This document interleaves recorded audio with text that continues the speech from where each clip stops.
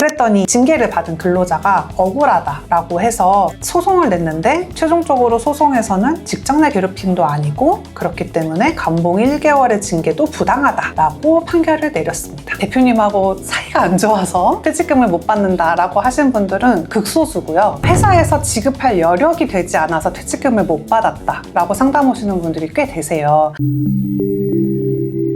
안녕하세요. 노세부부 아내 노무사 강혜영입니다. 요즘 핫한 노동 이슈 5개를 제 맘대로 선정을 해왔는데 오늘 5개에 대해서 말씀드리겠습니다. 첫 번째는 노세부부답게 비과세 수당 변경된 거를 가져와 봤는데요. 크게 2가지 여러분이 알고 계시면 좋을 것 같아요. 첫 번째는 육아수당이 바뀌었고요. 두 번째는 생산직 근로자 등에 대해서 수당에 대해서도 비과세가 있었는데요. 그 부분도 변경된 부분이 있어서 같이 안내를 드리려고 합니다. 노무사가 비과세에 대해서 말하는 게 좀 거슬리실 수 있을 것 같은데 세무사님 찬스를 쓰도록 하겠습니다. 세무사님, 비과세가 뭔가요? 비과세는요, 급여를 받긴 하지만 그 급여 항목 중에서 과세가 되지 않는다는 뜻이고, 그 과세가 되지 않는다는 뜻은 4대 보험 산정 기준에도 들어가지 않고 이제 근로소득세를 산정하는 기준에도 들어가지 않기 때문에 실수령액이 늘어난다는 그런 장점이 있는 것을 뜻합니다. 세금을 매기거나 4대 보험을 이제 계산을 할 때 그 기준 월액이라는 게 필요해요. 그 기준 월액을 계산할 때 내가 총 받는 급여에서 비과세는 제외하고 남은 금액으로 계산을 하게 되는데요. 그때 빠지는 금액을 비과세라고 합니다. 육아수당 먼저 말씀드릴게요. 육아수당은 원래 직원 1명당 20만 원이었는데요. 이제는 직원이 아니라 자녀 수에 따라서 달라집니다. 그래서 내가 우리 회사에서 20만 원의 육아수당 비과세 적용을 받았었는데 내가 자녀가 2명인 거예요. 그러면 40만 원까지 받을 수 있게 됐습니다. 자녀가 3명이면은 60만 원까지 받을 수 있게 되겠죠. 비과세가 많아지면은 실수령액이 많아지겠죠. 자녀의 나이는 기존과 동일해요. 만 6세 이하의 자녀에만 해당이 됩니다. 지금 26년으로 바뀌었잖아요. 그래서 우리 아이의 나이를 꼭 알고 계셔야 돼요. 작년에는 만 6세였지만 올해 만 7세로 바뀌었다면 해당이 안 되니까 그 부분도 회사에서는 한번 체크해 보셔야 되고 직원분들도 스스로 한번 체크해 보셔야 됩니다. 두 번째는 생산직 근로자 등에 대해서 비과세 수당을 적용할 수 있는데요. 소득세 시행령 17조에 대한 내용입니다. 저는 사실 몰랐는데 세무사님이 검색하시다가 알려주셨어요. 검색 아닙니다. 개정사항을 공부하다가 발견했습니다. 이게 노세부부의 큰 장점이라고 할 수 있어요. 원래는 우리가 210만 원의 월정액을 받는 근로자를 기준으로 해당이 됐었는데 210만 원이 아니라 260만 원으로 바뀌었고요. 그다음에 직전 과세기간 총급여 기준은 기존에 3천만 원 이하였는데 3,700만 원 이하로 상향된다고 했습니다. 아직 시행이 된 건 아니고요. 곧 시행이 될 거라고 세무사님께서 말씀해 주셨습니다. 대신 비과세 한도는 기존대로 연 240만 원 한도로 가능합니다. 두 번째는 여러분도 잘 알고 계시는 퇴직연금 의무화에 대한 것입니다. 이제까지 우리가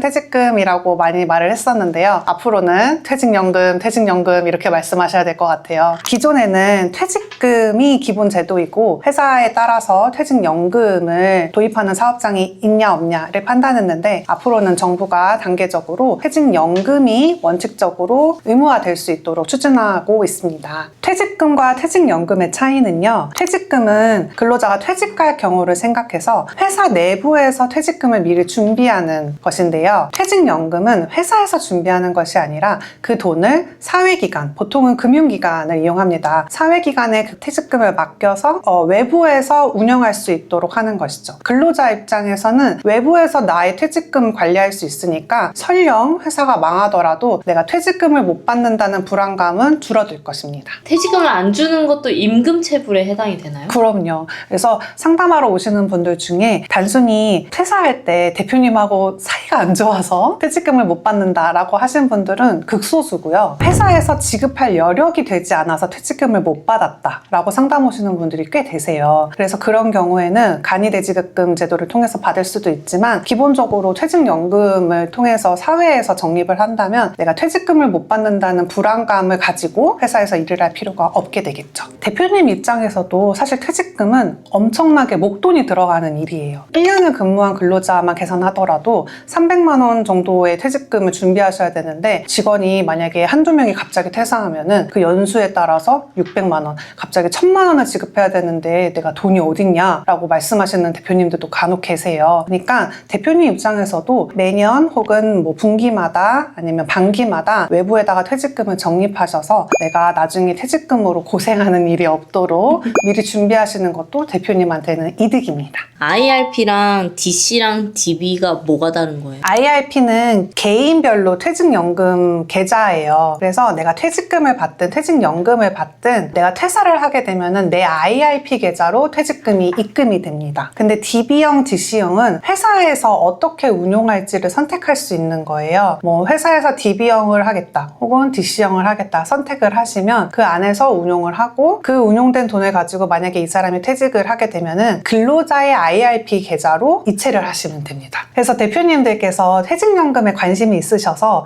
이제 퇴직연금을 해보려고 한다. DB가 있고 DC가 있는데 뭘로 할까요? 라고 많이 물어보세요. 사실은 우리 사업장에 맞는 퇴직연금 제도를 활용하는 게 제일 중요해요. 만약에 우리 회사가 장기 근속자가 많거나 혹은 임금 상승률이 높게 올라가는 경우에는 근로자 입장에서는 DB형이 유리합니다. 왜냐하면 DB형은 퇴직 전 3개월을 기준으로 퇴직금이 산정이 되거든요. 그런데 우리 회사가 이직하는 사람이 많고 혹은 대표님이나 회사에서 관리하기가 조금 수월했으면 좋겠다라고 하시는 분들은 DC형을 활용하시는 것도 좋습니다. DC형은 임금 총액의 12분의 1을 입금을 하면 되는 것이거든요. 그래서 관리하기도 편하고 그 납입된 금액을 근로자가 운영할 수 있습니다. 그래서 근로자 입장에서도 내가 원래 받을 수 있는 퇴직금보다 더 많은 금액을 실제로 운용해서 가져가실 수 있습니다. 만약에 내가 DB형을 해야 될지 DC형을 해야 될지 고민이 되신다면 첫 번째 노무사 상담을 한번 받아보시고요. 두 번째 그래도 하나 골라주세요 라고 하시면은 DC형이 그래도 관리가 편하고 근로자한테도 유익하기 때문에 DC형을 추천드립니다. 세 번째는 대법원 판례가 하나 나왔는데요. 삼성전자에서 경영성과급을 지급을 했는데 그 중에 일부분이 임금성이 인정이 됐습니다. 우리가 보통 성과급은 두 가지로 나뉩니다. 개인성과급이 있고 경영성과급이 있는데요. 개인성과급은 개인의 역량에 따라서 어떤 목표치가 성취가 되면은 그에 따라서 성과급을 지급하게 되는데 이거는 임금성이 보통 인정이 됩니다. 반면에 경영성과급은 회사에서 이익이 나는 거를 나중에 분배하는 제도이기 때문에 보통은 임금성이 인정되지 않았는데요. 근데 이번에 대법원에서 경영성과급임에도 불구하고 퇴직금에 반영돼야 되는 임금이다 라고 해서 임금성을 인정하는 판례가 나왔습니다.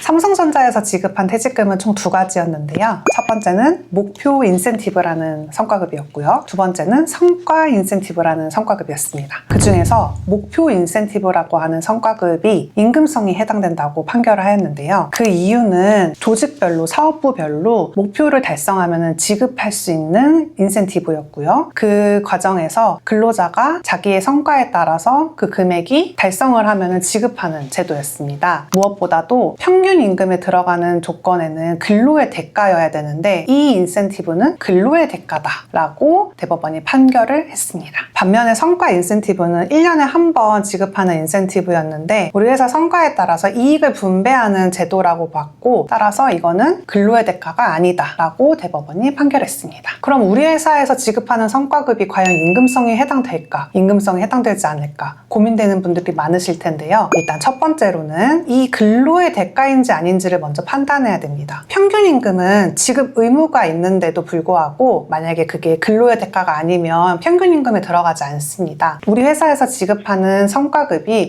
근로의 대가인지 아닌지 규정을 먼저 살펴보고 그 제도에 대해서 어떻게 지급하고 있는지 한번 살펴볼 필요가 있습니다. 그래서 만약에 지급 의무가 있고 게다가 근로의 대가가 명백하다면 이것은 평균 임금에 들어가고 평균 임금에 들어가면 퇴직금에 반영되어야 되는 임금이기 때문에 한번 검토를 해볼 필요가 있겠습니다. 네 번째는요. 4대 보험 유율이 인상됐습니다. 유유 좀 넣어주세요. 1월 당월급여이거나 아니면 2월급여인 분들은 2월달에 1월달 급여를 받으셨을 텐데요. 놀라셨을 것 같아요. 일단은 실급여가 줄어드신 분들도 계셨을 거고 연봉은 올랐다고 하는데 공제되는 금액이 많으니까 생각했던 것보다 많이 안 오른 것 같다라고 느끼신 분들도 계셨을 것 같아요. 일단 결론적으로 국민연금 요율이 올랐고요. 그다음에 건강보험료율도 올랐습니다. 건강보험료율이 오르면서 건강보험과 연관된 장기 요양보험료율도 같이 올랐습니다. 그래서 다 올랐어요. 고용보험은 다행인지 모르겠으나 고용보험은 오르지 않았고 산재보험료율도 바뀐 건 없는데요. 어차피 산재보험은 그 회사에서 부담하는 것이기 때문에 실수령에는 큰 차이가 없었을 것 같고요. 그럼 얼마나 올랐냐 궁금하실 텐데 국민연금은 기사에서도 보셨겠지만 매년 이제 0.5%씩 오릅니다. 그래서 26년에는 원래 9%였는데 9.5%로 올랐고요. 27년이 되면 다시 0.5%가 올라서 이제는 10%를 내셔야 합니다. 건강보험은 기존 3년 동안은 동결했었는데 26년부터는 조금 올랐어요. 7.09%였는데 올해부터는 7.19%로 부담을 하게 됐습니다. 단기 요양보험료율도 올랐는데요. 12.95%였는데요. 올해부터는 13.14%로 올랐습니다. 자, 예시를 한번 들어보겠습니다. 월급이 300만 원 받으시는 분은 기존의 국민연금을 7,500원을 더 낸다고 생각하시면 되고요. 건강보험은 1,500원, 장기요양보험료는 400원. 합쳐서 한 달에 약 10,000원 정도를 더 낸다고 생각하시면 됩니다. 그러면 1년이면은 12만 원이겠죠. 그럼 근로자만 부담하는 것은 아니고 사업주분들도 부담하시게 되는데 사업주분들 4대 보험료도 같이 올랐겠죠. 그래서 대표님들도 근로자 한 명당 한 달에 10,000원 정도, 1년에 12만 원. 우리 회사 직원이 10명이면은 1년에 120만 원의 4대 보험료가 추가적으로 납부된다고 생각하시면 될 것 같습니다. 그러면 대표님 입장에서는 이렇게 갑자기 오른 4대 보험료를 어떻게 해야 될지 고민이 많이 되실 텐데요. 제가 제안드리는 두 가지 방법을 한번 고민해 보시면 좋을 것 같아요. 첫 번째는 두루누리 지원금입니다. 국민연금 납부되는 금액이 오르면서 두루누리 지원금도 같이 그 지원 금액이 올랐습니다. 그래서 우리 사업장이 두루누리 지원금을 받을 수 있는 사업장인지 한번 확인해 보셔야 되고요. 두루누리 지원금은 회사의 요건도 있고 근로자의 요건도 있습니다. 국민연금하고 고용보험 모두 해당이 되니까요. 4대 보험에 대한 부담을 줄이는 데 도움이 되실 것 같고요. 두 번째는 제가 앞서 말씀드렸던 비과세 수당을 활용하는 방법입니다.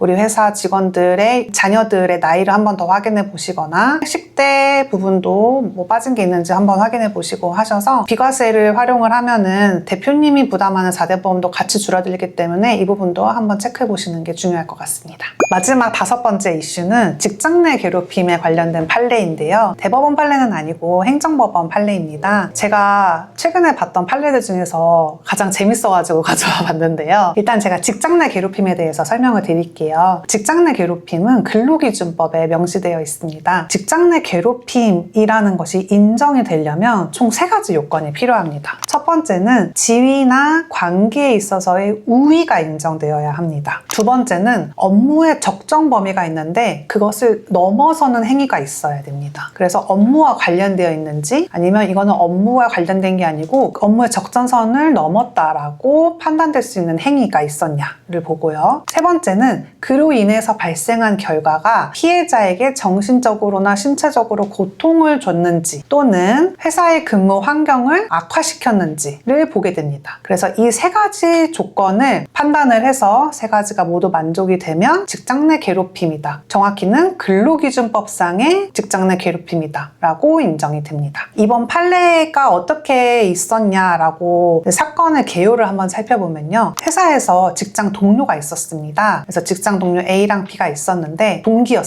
동기였는데 A가 B한테 욕을 한 거죠. 공개적으로. 그래서 이거를 B가 직장 내 괴롭힘으로 신고를 했고 회사에서 조사를 했는데 직장 내 괴롭힘이 맞다라고 판단을 했습니다. 직장 내 괴롭힘이 맞기 때문에 회사에서는 징계 절차를 거칠 수밖에 없었겠죠. 그래서 징계를 감봉 1개월에 처했습니다. 그랬더니 징계를 받은 근로자가 억울하다라고 해서 소송을 냈는데 최종적으로 소송에서는 직장 내 괴롭힘도 아니고 그렇기 때문에 감봉 1개월의 징계도 부당하다라고 판결을 내렸습니다. 그럼 판례에서는 왜 직장 내 괴롭힘이 아니라고 했을까요? 제가 앞서 3가지 요건을 말씀드렸는데요. 첫 번째 요건이었던 우위가 인정되지 않았습니다. 아까 제가 첫 번째 요건으로 지위나 또는 관계에 있어서의 우위가 인정되어야 된다고 했는데요. 동기니까 지위는 우위성이 없었겠죠. 그럼 관계적으로도 우위였냐? 동료들도 그렇고 그 직원 그 2명도 그렇고 서로 우위가 있다고 보지 않았다. 서로도 그렇게 인정을 했었다 라고 판단을 해서 관계에 있어서의 우위도 인정되지 않았습니다. 3가지 요건을 만족해야 되는데 일단 첫 번째 요건을 만족하지 않았기 때문에 이건 직장 내 괴롭힘이 아니다 라고 판결을 한 것이죠. 그러면 이제 회사에서는 직장 내 괴롭힘 문제를 어떻게 관리해야 될지 고민이 되실 텐데요. 첫 번째는 직장 내 괴롭힘 신고가 들어오면 조사를 잘해야 됩니다. 조사를 객관적으로 해야 되고 공정하게 해야 됩니다. 이 조사가 어떻게 이루어졌는지 저는 모르겠지만 조사가 명백하게 3가지 요건을 만족해서 잘 이루어졌는지 한번 확인해 볼 필요가 있을 것 같아요. 회사에서 직장 내 괴롭힘이 발생하면은 공정하고 객관적으로 조사를 먼저 임해야 될 것 같습니다. 두 번째로는 그 조사가 완료되면 그 조사 결과에 따라서 징계가 내려질 수도 있습니다. 징계가 내려질 때 우리 회사의 징계 절차는 어떻게 되는지, 징계 양정은 어떻게 보고 있는지 회사 규정을 먼저 살펴봐야 되고 그 절차와 양정에 맞게 징계를 해야 되기 때문에 징계 수위의 적정성이 잘 판단될 수 있도록 회사에서도 처리를 해야 됩니다.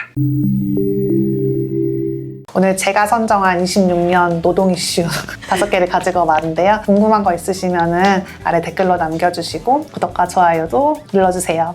감사합니다.